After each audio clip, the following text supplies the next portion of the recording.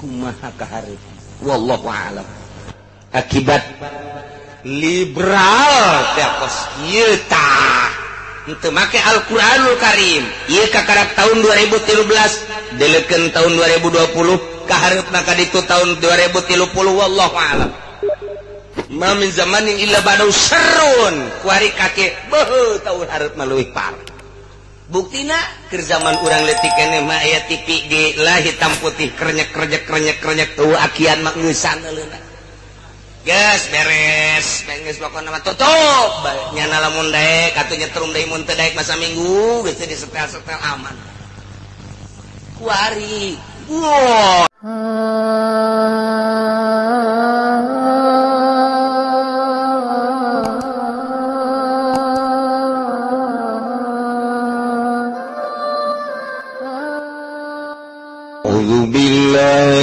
Minasyaitonir rajim. Bismillahirrahmanirrahim. Qad ja'akum basairu min rabbikum فمن أبصر فلنفسه ومن عمي فعليها وما أنا عليكم بحفيظ والله أعلم بمرادih. Qad ja'akum teman-teman tegai sira kabeh basair apa pirang-pirang hujjah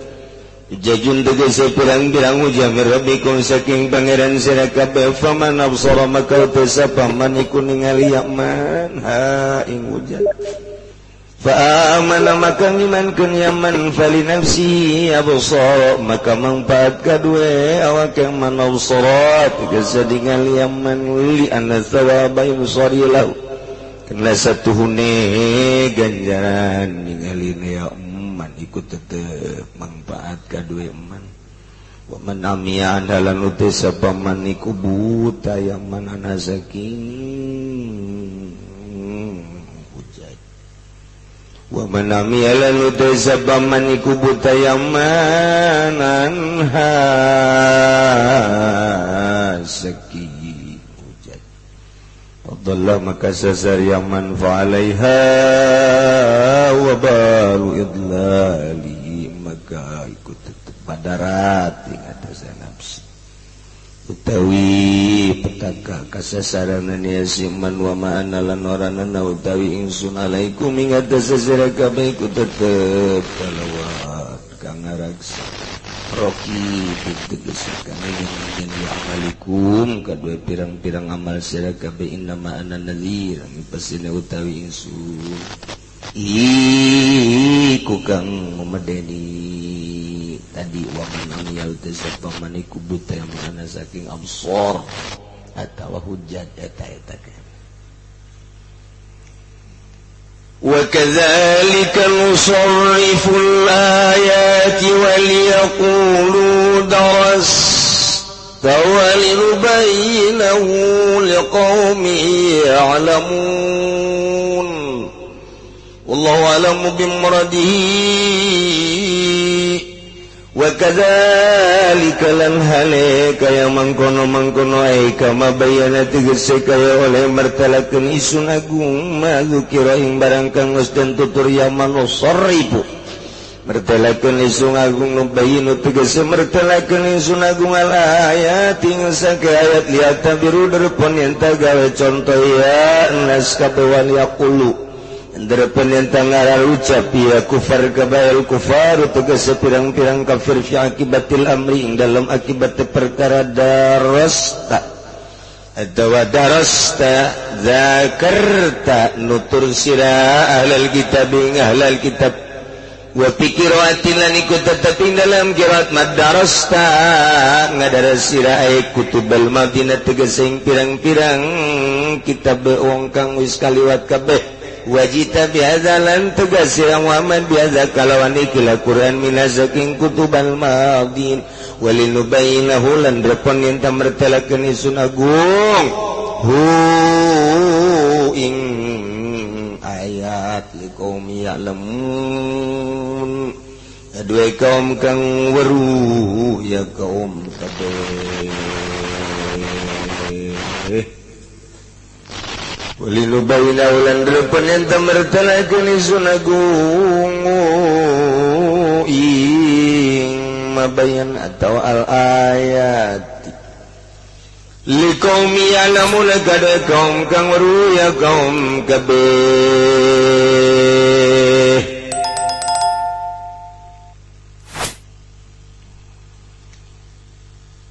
Gusti Allah ngajelaskeun tentang dalil-dalil kamahakawasaan Allah.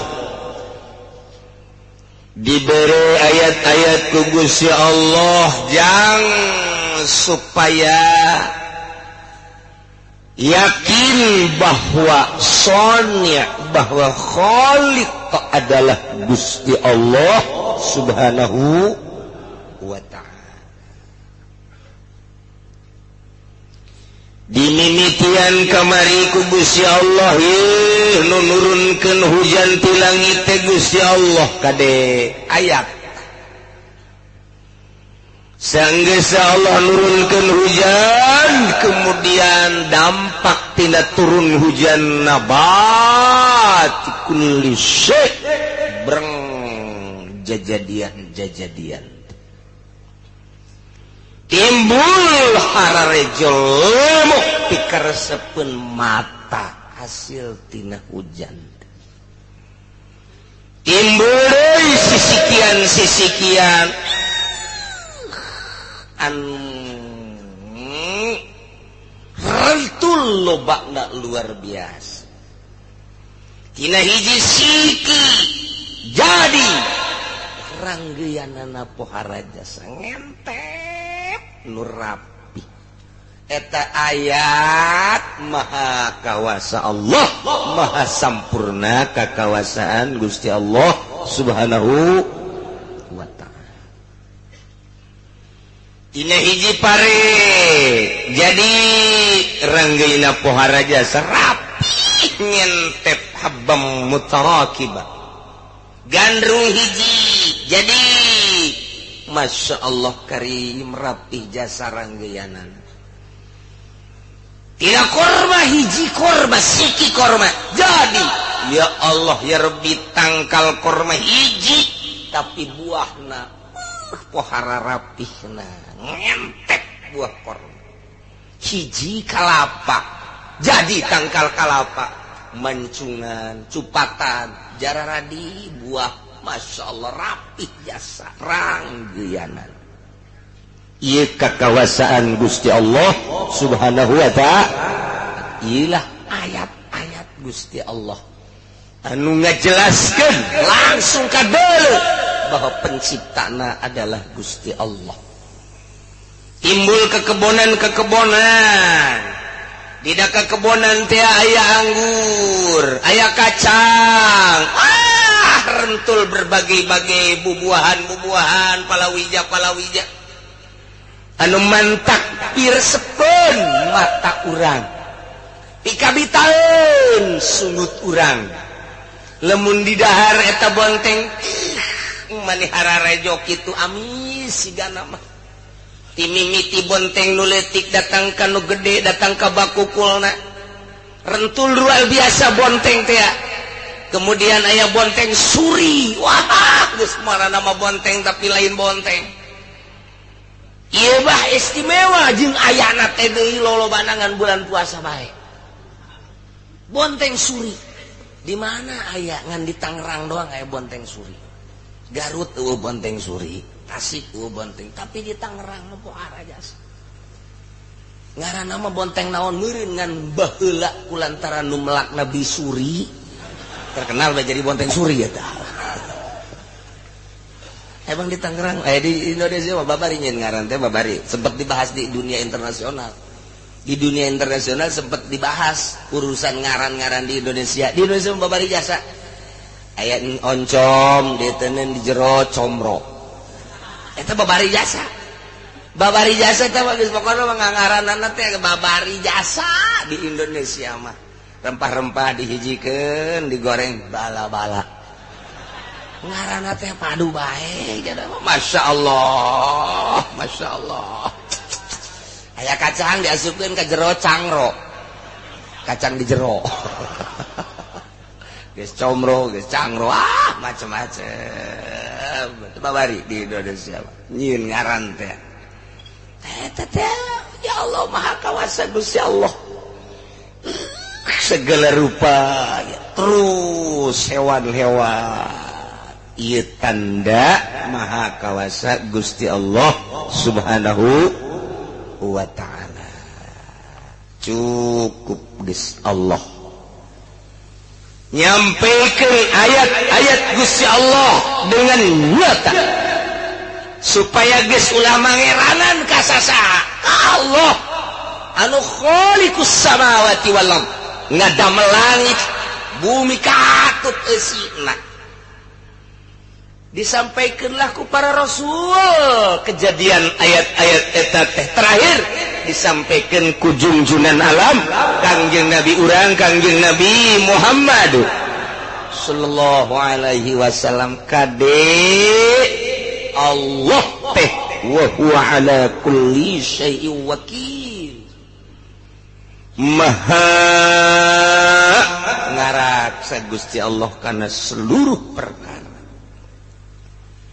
deket Allah teh ngan teu kadeuleu fala ainun taraka wala yadun tasilu ilaik moal bisa dideuleu ku mata moal bisa dicekel ku leungeun Allah la tudrikuhul absar wa huwa yudrikul absar wa huwal latiful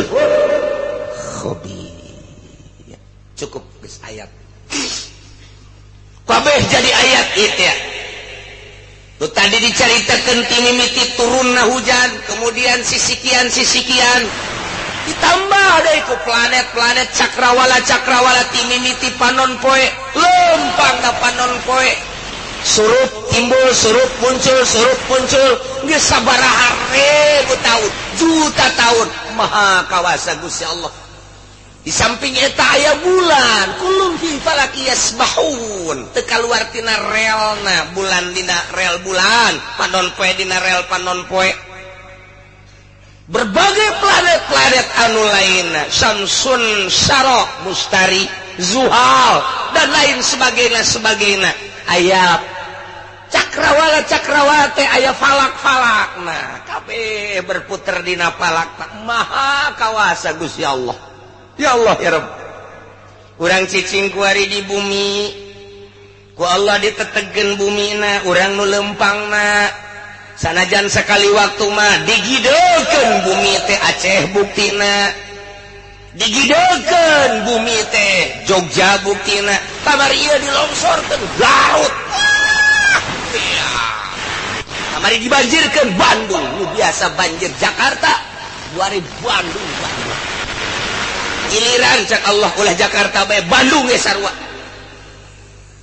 terus tata dina mah Tangerang mah teu pernah banjir kuari Tangerang ge bere cak Gusti Allah kayu tadi bere Tangerang wah geus banjir teh hilip deui ka mana henteu dibere banjir lini gempa ieu teh peringatan nu aing ka manusia ku aing ditetegeun ketika aing netegeun ku aing digidekeun ketika aing daek hayang ngagidekeun ieu tatu sia ka aing jasiana ge bakal modar cukup Allah nyieun ayat-ayat cukup Allah nyieun tanda-tanda kemahakawasaan Allah tinggal urangna bae tapi geuninganan manusia aya nu mangeranan keneh ka Isa mangeranan kene ka Maryam mangeranan kene Tritunggal mangeranan kene ka batu ka patung jeung sajabana padahal tanda kemahakawasaan Allah geus jelas jasa timimiti hujanna langitna kemudian planet-planetna sisikian bubuan taman dan lain sebagainya panasna tiisna dan lain sebagainya ieu adalah tanda kemahakawasaan Allah. Tapi loba keneh nu teu percaya bahwa pangeran teh Allah urang mah kuari alhamdulillahirabbil mahal jasa ieu urang iman ka Allah teh mahal Haji ieu poe Minggu bisa diuk di dieu mah sanajan motif nama macem-macem. Motif nama geus kanyahoan lah ku kaula. Aya anu geus dicarekan bae ku pamajikan, ngaji aing nyilid. Aya anu diudag-udag ku bang nyilid. 3 bulan geus teu kaeusian. Aya anu hayang nyaho doang coba ngaji kumaha. Aya cenah ieu mah ngan sakadar hitung-hitung rekreasi bae ngaji ja di satukangeun eta mah di majelis toba sagala beubeulian los. Aya anu memang bener-bener ngaji Allah nu maha uning. Sok lempengkeun geura ka Gusti Allah. Tanda kamaha kawasan Allah, sempurna kekawasan Allah. Allah sebagai Khaliq nu utar atur al-musakkinu wal muharriku wal mudabbir. Allah teh Rabbul Alamin dibaca ku urang unggal salat alhamdulillah sadaya puji tentu ka Gusti Allah milik Allah Rabbil Alamin. Allah teh nu ngabogaan sakabeh alam tapi urang terasa teu karasa bahwa urang dibogaan ku Gusti Allah. Urang mah deureus sakieu mah masih keneh bogalah pengakuan diurus ku Gusti Allah di luareun urang Yahudi, Kristen, Protestan, Katolik, Buddha, Konghucu dan lain-lain sebagainya kepercayaan bahwa pangeran teh Allah isuk pageto pae tetap berhadapan jeung Gusti Allah. Urang mah kuari bersyukur sekali alhamdulillahirabbil qad ja'akum basairu min rabbikum nyata geus datang ka ranjeun kabeh basairu jamatina basirah. Basirah teh kekuatan cahaya nu aya di hate berarti ngaranna ieu adalah pangdeuleuh hate. Aya deui basor dijamakeun kana absor cahaya kekuatan mata. Lamun basor dijamakeun kana absor mata berarti dedeuleuhan mata. Lamun basiro dijamakeun kana basair eta mah dedeuleuhan mata hate. Ieu ku Gusti Allah dijelaskeun qad ja'akum basairu nyata datang ka ranjeun kabeh pirang-pirang dedeuleuhan mata hate. Sebab ai mata urang mah ieu mah ngaranna alam sogir. Basor dijamakeun kana absor ieu mah ngaranna alam sogir. Alam sogir teh ketika urang muka mata urang nu kadeuleugan sakadar sabelah dunia. Geh lamun eueuh hahalang ketika aya hahalang mah tembok jeung sajabana nu kadeuleugan sakadar batas eta doang alam sogir moal kadeuleuh ku urang ieu teh lamun aya hahalang. Ketika eueuh hahalang ge dedeuleuhan urang geus sakapanggeuleuhna urang remeng-remeng kebelah dituna. Ieu dedeuleuhan mah alam sogir kos kieu mah. Tapi basirah mah ieu ngaranna alam kabir. Urang nama cicing bedi imah tapi eta karawang kacipta ku mata hate urang. Bengkolanana ge kacipta jasa di dinya aya kali terus lempang ka belah dinya terus belok kiri di dinya aya imahna nyesarwiti. Urang nama di jero imah bae kieu kabayang irungna kadeuleuh matana kadeuleuh bibirna kadeuleuh aya hunungan saeutik. Masya Allah terus make pakaianana lantaran urang Karawang mah dirinya make samping ketika nyana kahareup aya prak nyingsat saeutik kadeuleuh. Kabayang ku mata hate Karawang, Bandung, Surabaya. Ketika urang merenung Mekah Baitullah kabayang urut urang teh oh di Jihad Sud urut urang teh oh di Bahut mah urut urang teh oh di Mispalah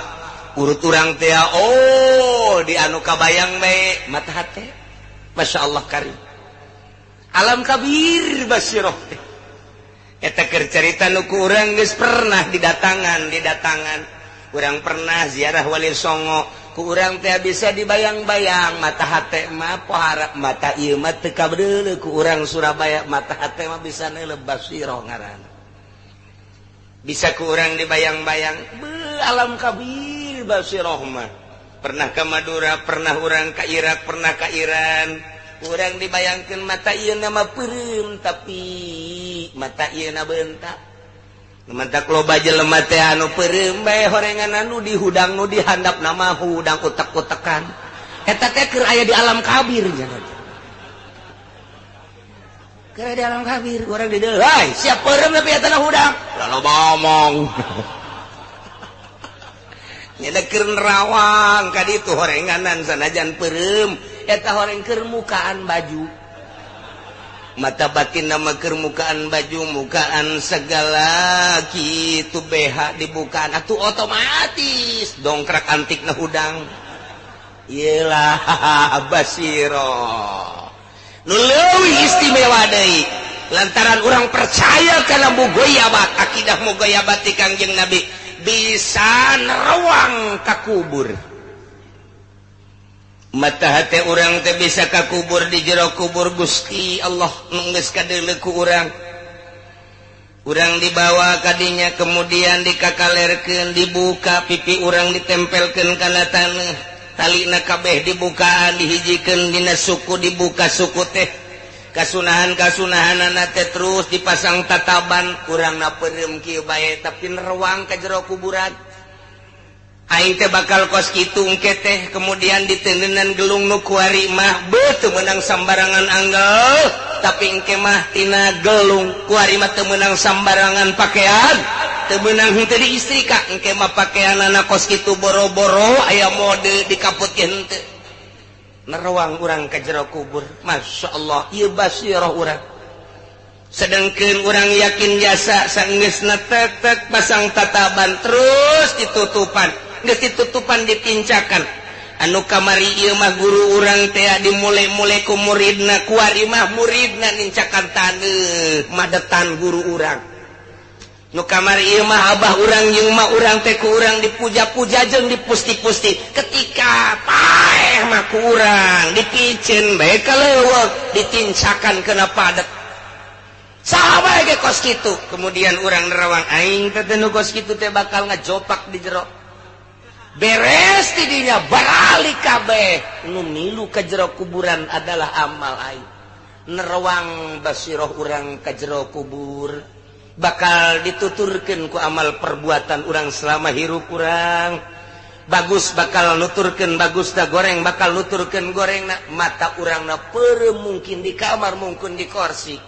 tapi mata teh urang terus ka jero mata ieu mah alam sogir teu kadeuleu nu kadeuleu tumpukan taneuh-taneuh doang ketika mata hate urang nerawang ka jero kuburan masyaallah karim peuheur rarasaan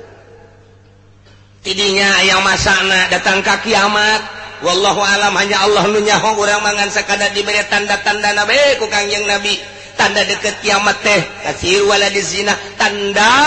deket kiamat teh anak zina ambalayah nu mabok ambalayah nu maling ambalayah berbagai-bagai kemaksiatan jeung kadzaliman ambalayah tere datang kana waktu kiamat hanya tanda-tandana bae lah tidinya engke bakal kiamat dibayangkeun ku mata hate urang sesuai jeung nu sok dicaritakeun ku ulama meunang tina hadis Kangjeng Nabi belah dituna meunang tina Al-Qur'anul Karim al-qari'atu mal qari'ah wa ma adraka mal qari'ah yauma yakunu nasu kal farashil mabthus persis engke jelema teh kosiraru kal farashil mabthus siraru brang ambualaya nu ka dieu kakaler ka kidul Batakunu jibalu kal ahinul manfus etalah nu dibayangkeun ku mata hate urang teh nerawang urang ka masa kiamat tidinya langsung nerawang geus beres kiamat teh mata hate urang teh ka mauqif berangkat ba'ats digiring urang teh ka mahsyar narangtung di dinya mata hate urang datang ka dinya mata ieu mangan sakadar dedeleuan sakieu tapi mata hati urang di samping nu geus kurang kalaksanakeun bisa dibayang-bayang kemudian alam kubur bisa diterawang engke kiamat bisa engke alam akhirat bisa tidinya urang kakarak ka diri urang aya di mana posisi urang engke dina yaumul qiyamah aya di bawah bendera nu mana urang jaga di mauqif lantaran engke teh Kangjeng Nabi Adam boga bendera Kangjeng Nabi Idris boga bendera Kangjeng Nabi Nuh boga bendera Kangjeng Nabi Sulaiman boga bendera Ibrahim Musa Isa terakhir Kangjeng Nabi Muhammad kabeh boga bendera urang engke neuleukeun bendera ulah salah bendera urang mah la ilaha illallah Muhammadur Rasulullah asal aya bendera eta cicing di handapeunana ulah neangan bendera Golkar silakan gitu. Silakan geus ti kuari piceran bendera-bendera nu kos karar itu yang naonan nu hartina ieu bae bendera la ilaha illallah Muhammadur aing mah pejabat lain sakola henteu gas aing mah dek disadarkeun pokona awak aing dek ka Qurankeun titik aing moal boga bendera-bendera macem-macem geus disebut ortodok los disebut kemajuan los maju jang sia aing mah jang ka akhirat bae tah mun aya kiai ustad geus kos kitu mantep lain sakadal mantep mantep sekali mantep ieu masuk ilun kecah kici segala bendera Golkar segala puguh nyungsep ai sakola melos ti mimiti ibtidaiyah sanawiyah aliyah Allah berangkatnya anak ka UIN nah terus atau anak kuliah di Trisakti kuliah di IPB Bogor dan lain sebagainya ke ITB bila perlu ke luar negeri guys balik di Mesir balik di Yaman balik di Madinah nyana ngembangkan dunia lain goreng bagus kan memang manehana nangis dirinya dunia bagus los asal ikhlas baik anu balik di Belanda, balik di Inggris, balik di Australia, balik di Jepang, balik di Korea, balik di Amerika, kembangkan di dia ikhlas tapi bagus. Urang mah sakolah henteu. Puguh iuran ge make kusuluh banget. Teu naik-naik.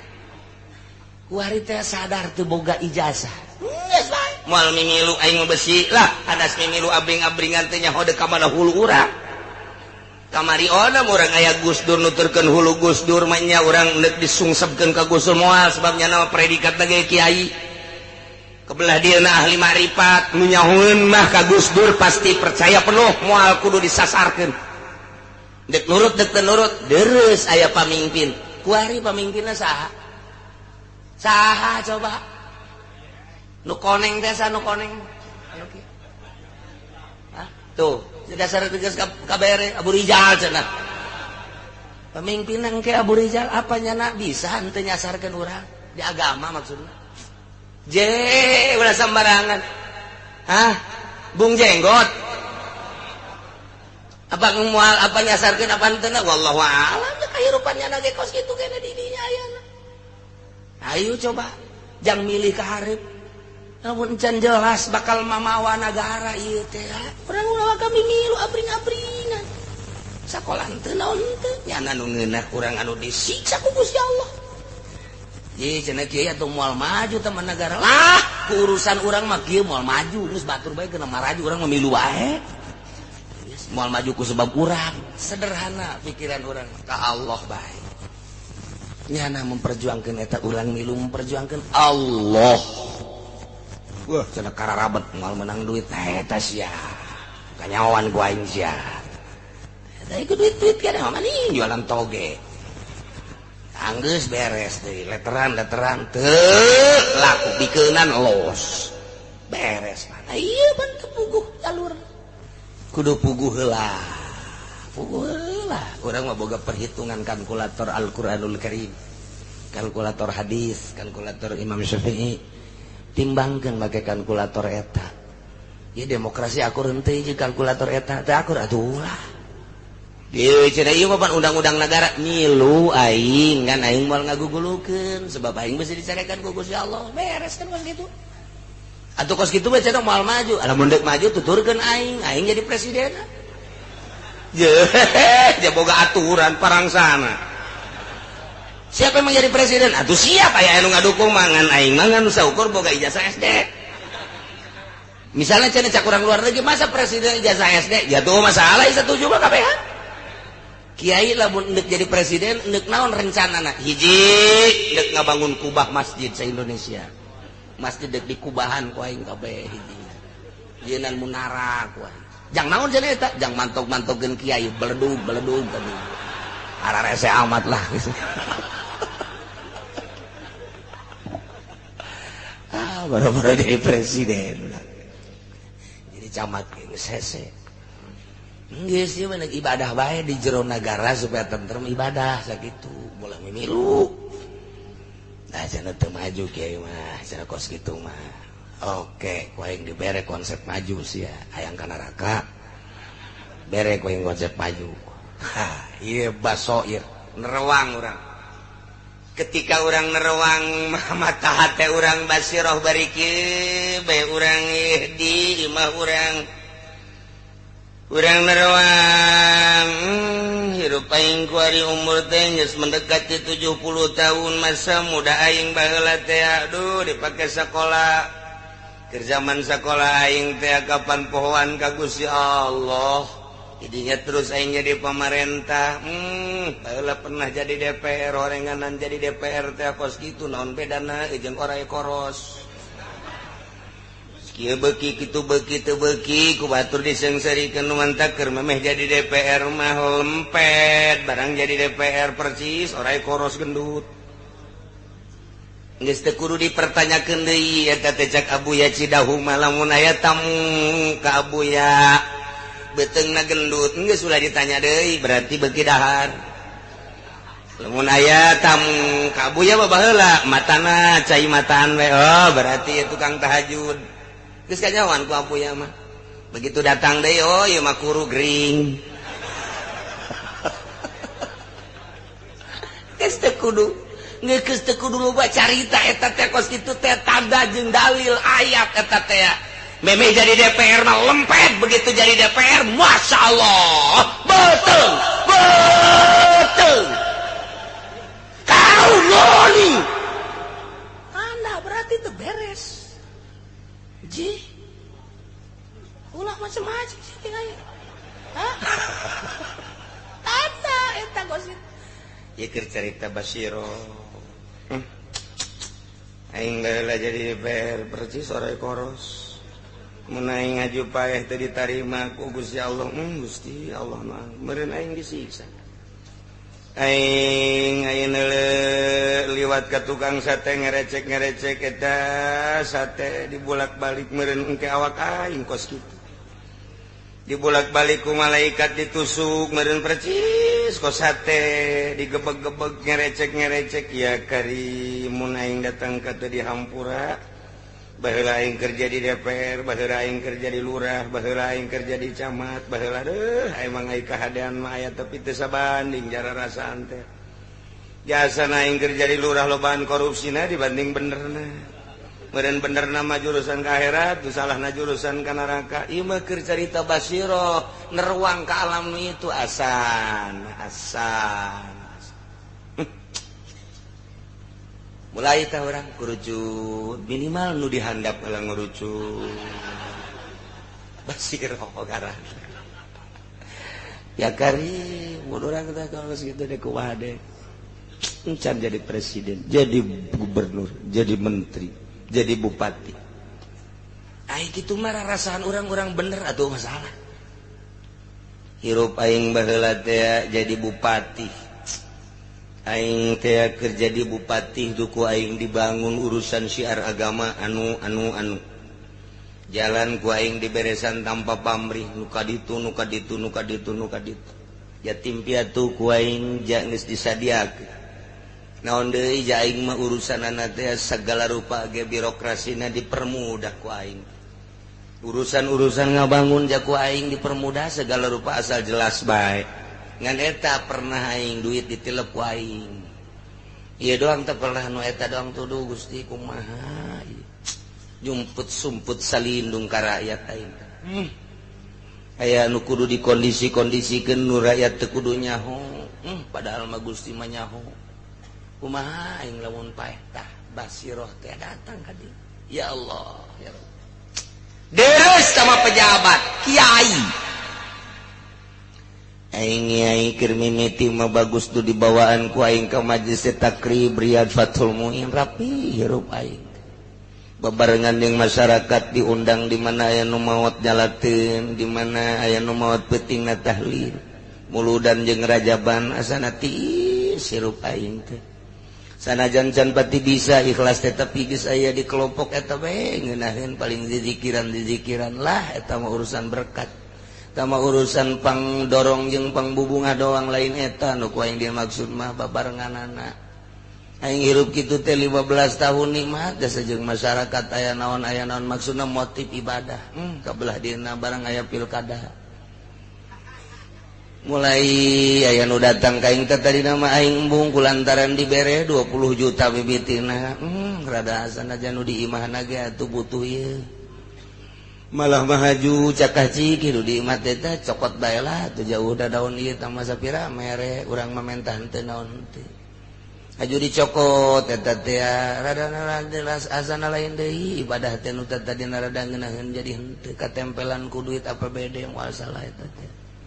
kabelah dieuna mah haju hayang deui nyana datang deui mere deui 10 juta alhamdulillah ya rabbil alamin urusan dapur maka tunjang tapi urusan batin ceuri aduh kabelah dieuna mah terus jadi titah kulurah nyeun proposal aingnya belah dieuna pondok pesantren dijieun hasil proposal teh ai pondok mah bagus jasangan horenganan napasna santri aju teu bararatah ngaji ge teh kurang semangat aing lagi tah ieu teh apa halal apa haram nu jelas mah mun teu diridoan ku Gusti mah meureunana atuh haram buktina ja teu barataheun beureun tanda teu ridho ti Gusti Allah ieu kumaha tobatna aing ke jabejana kapan eta teh pan duitna duit perpuluh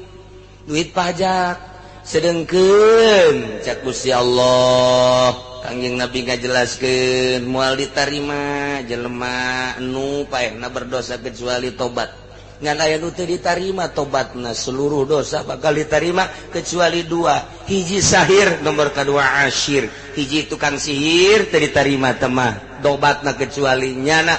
ngesan tina ilmu sihirna ilmu teluhna nomor kedua asyir tukang nyokotan perpuluh tukang ngadahar perpuluh usur eta mah kapan ittifaq mutafaq alaih kabeh ulama ngaharamkeun perpuluh bah eta mah kajeun urusan pamarentah mah tapi pan aing kabeleteran pan aing nyaho ja aing sok maca kitab eta teh perpuluh teh kok aing make jeung hayang nu mantak asana teu ngeunaheun ieu ibadah teh neruang urang ka akhirat mun aing engke ditimbang amal aya duit perpuluhan teu puguh teu kaaruh aing nyaho mangkaning eta teh haram ikumaha basirah urang datang ka alam mauqif alam mahsyar ceurik paingan asana baheula mah ku ngeunaheun jasa hudang ti peuting eueuh beban barang kuari kamari ieu mah kerencan aya pilkada-pilkadaan pilgub pilgubanja eueuh jaringan-jaringan barang ka dieu HP teh luar biasa dipake kegiatan di anu barangnya geus jadi bupati nama aing deuk ngahubungin ge hese jasa ieu nya nu ngina aing nu rugi dunia ngan sakikituna doang rugi akhirat aing mun disidang nya nyaho eta mah duit perpuluh deuk kumaha basirah urang tepi ka dieu Masya Allah basirah nu mantak Gusti Allah ngajelaskeun qad jaakum basair tetapi dia dijelaskeun basair nabi bana hujat hujatun hujat berarti tina basirah mata hate dipake kana hujah ieu basairna adalah majas tina pada luasna luar biasa jadi atuh kuari mah majaz ieu teh jelas jata karanjeun kabeh geus datang pirang-pirang hujah pirang-pirang dalil pirang-pirang saksi pirang-pirang mujizat langsung ti Gusti Allah anu katerwag langsung ku mata hate timimiti dalil-dalil anu tadi teh ayat-ayat anu tadi kuari geus datang ka anjeun kabehan tinggal di deuleu bae paman absara falinafsihi sajelema nu ningali make mata hatena timimiti make mata anu alam sogir neuleuh kajadian ayat-ayat Gusti Allah diselusupkeun ke jero dada ke jero hate di dinya mata hate kuari bisa ningali nerewakan kamaha kawasaan Gusti Allah Subhanahu wa taala sebagai dalil tah eta teh jelema anu neuleuh kana dalil-dalil eta kana hujah-hujah eta ayat-ayat Gusti Allah anu tadi teh eta teh kamangpaatana pali nafsihi jang manehanana lantaran sawali anna sawaba insarihi lahu ganjaran di deuleuhanana jang nyana wa man amiya sajelema anu buta kemudian sasar teu bisa neuleuh mata hatena teu bisa neuleuh kana hujah dalil tinggal dalil ayat tinggal ayat tapi ku Gusti Allah teu dibukakeun dihijab buta tina neuleuh mata hatena kana dalil-dalil tersebut atuh falaiha madaratna jang manehanana wala petaka kasara-saranana jangan tinggal aya persentase kuari neuleuna aya nu 100%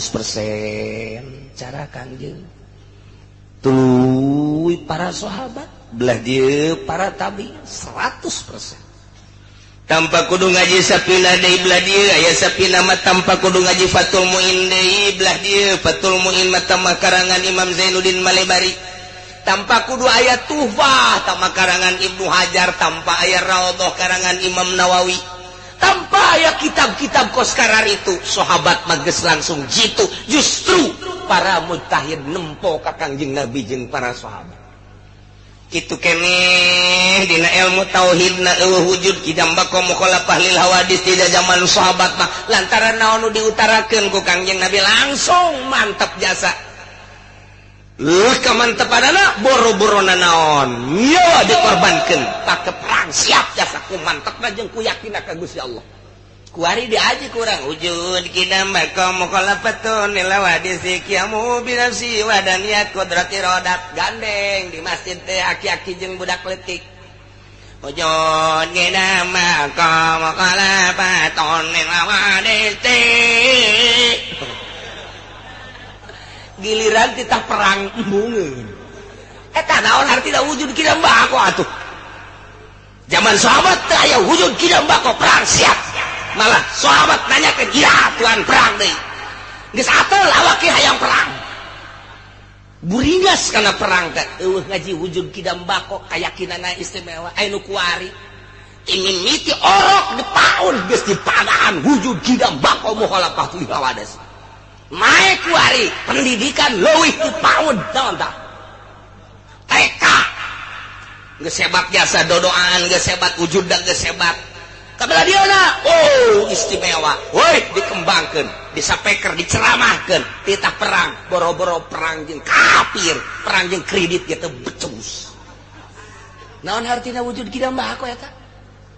yakin gitu aja nah aya kelas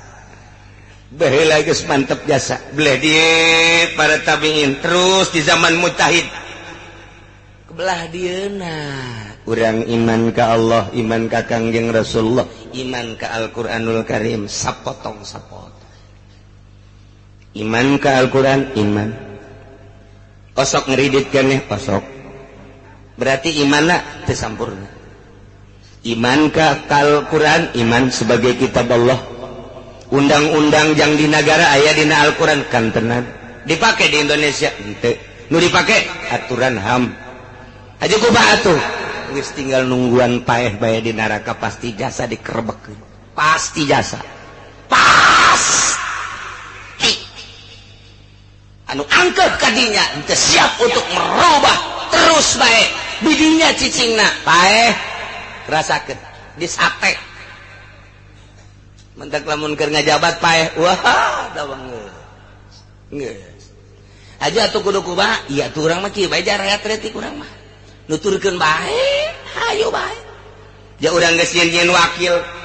DPR wakil urang bupati eta sebagai eksekutif pelaksana atuh urang mah sapira rakyat nyana atuh anu ngelola nyana anu ngarancang undang-undangna nyana siap ngarancang undang-undang neuk aya Al-Qur'an ditempelkeun urang mah nuturkeun neuk henteu bae atuh urang mah kieu-kieu bae ngan urang kan protes ka Gusti Allah Gusti ja Al-Qur'an teh aya tapi teu dipake nu mantak abdi mah Gusti sakadar sakikieuna bae rakyat biasa abdi mah tetep hayang salamet bae Gusti di akhirat sakadar ngomong bae ieu mah bahwa eta teh sabenerna mah henteu make Al-Qur'an abdi ngomong saksina aya Haji Mamun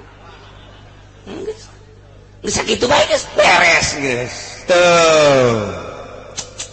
saha jelema nu neuleuh kana ayat-ayat jeung dalil-dalil make ganjaranana mangpaat dajangnyana henteu silakan aja nyana percaya ke Al-Quran sebagai kitab Allah percaya dipake henteu kabeh kisos geus teu dipake taruhlah eta mah kudu pengkondisian negara. Iya ya, sehari-hari. Ya ayyuhalladzina amanu he jelema-jelema nu iman peremkeun mata anjeun ningali dina nalika neuleuh awewe nu diharamkeun tapan ieu mah dipersilahkeun kakabehan nyaho ayatna taguddu min absari peremkeun di mana-mana neuleuh awewe. Kemantak cek Syekh Nawawi tanara teh mah lantaran awewe mak wajib make jilbab ketika awewe teh dikondisikeun make jilbab lantaran nagarana di urang mah negara demokrasi atuh urangna kuari mah tibalik make jilbab. Nu mantak Syekh Nawawi mah lamun turun ka Indonesia sorbanna dikaluhurkeun ka dieu ieuna dikadeukeun cara urang Arab. Do jadi awewe geus teu bisa neuleuh banget Syekh Nawawi Syekh Nawawi na mah neuleuh.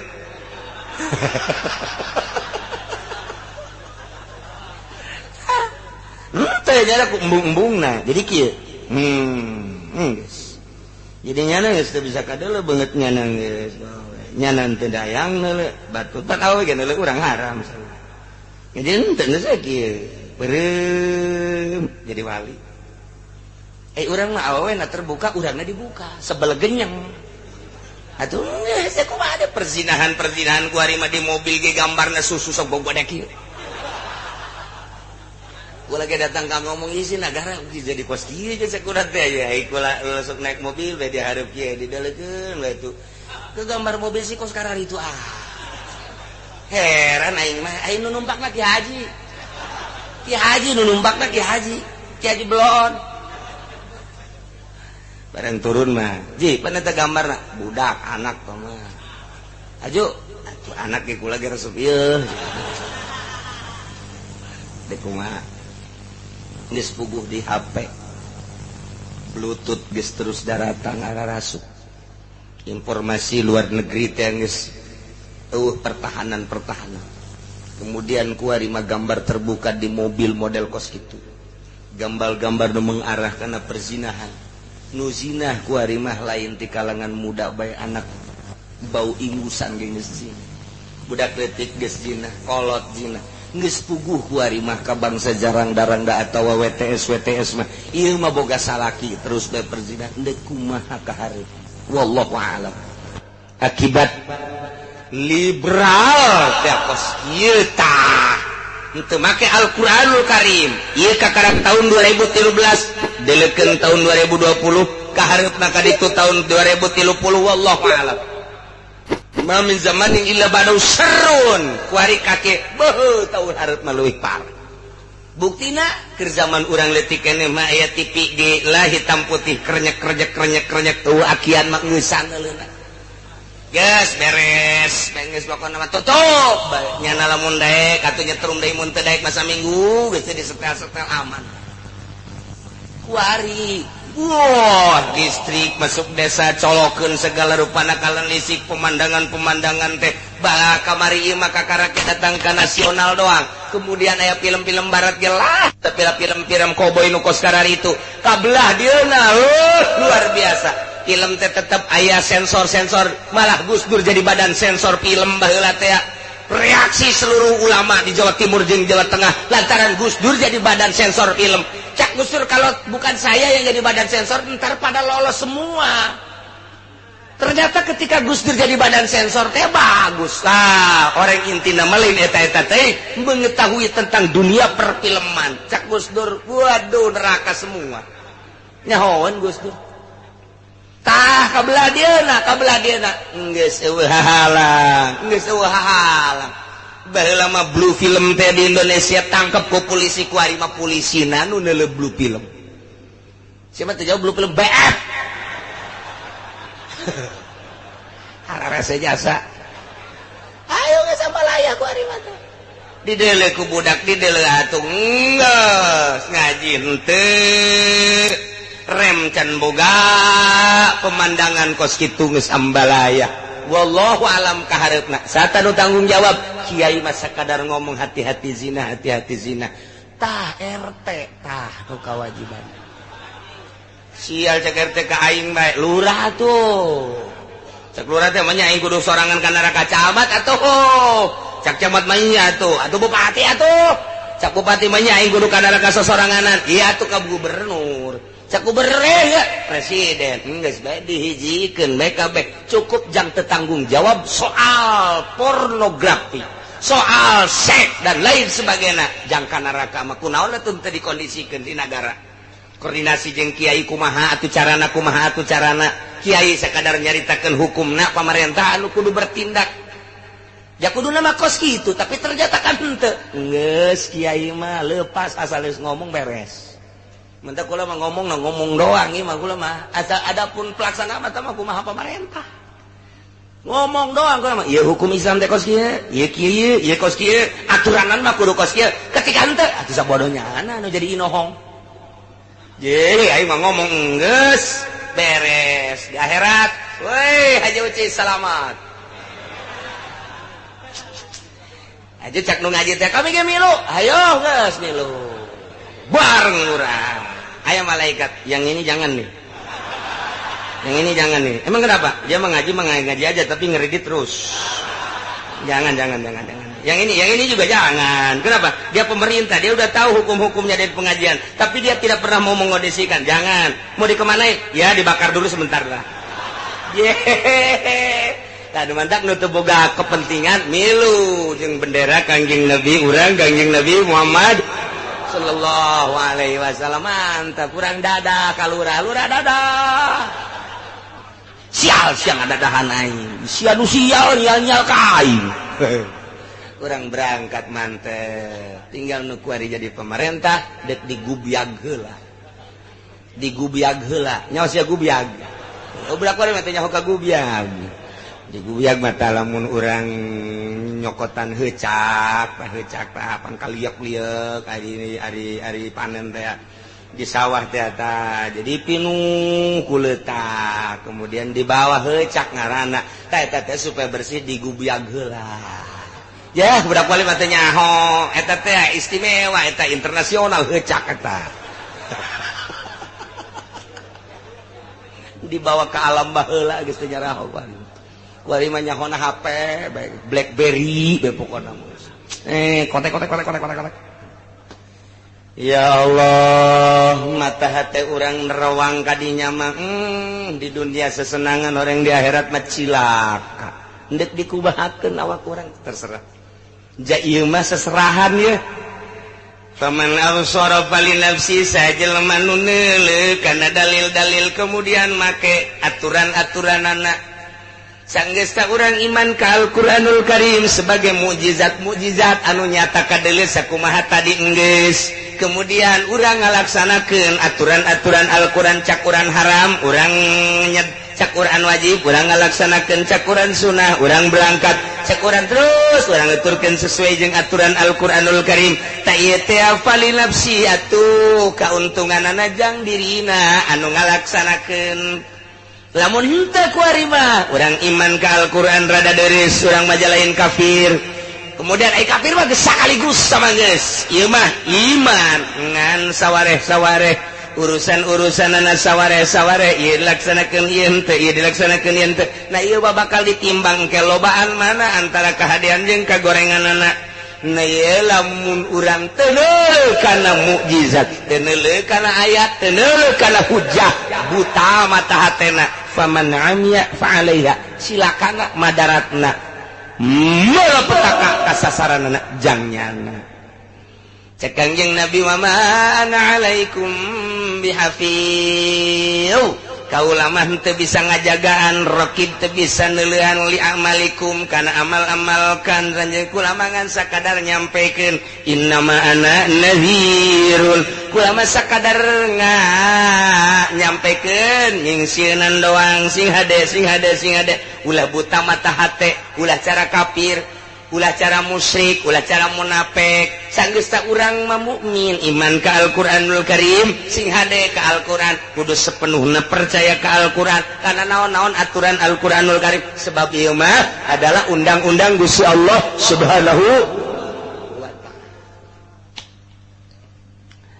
Wa kadzalika nusarriful ayat wallahu a'lam.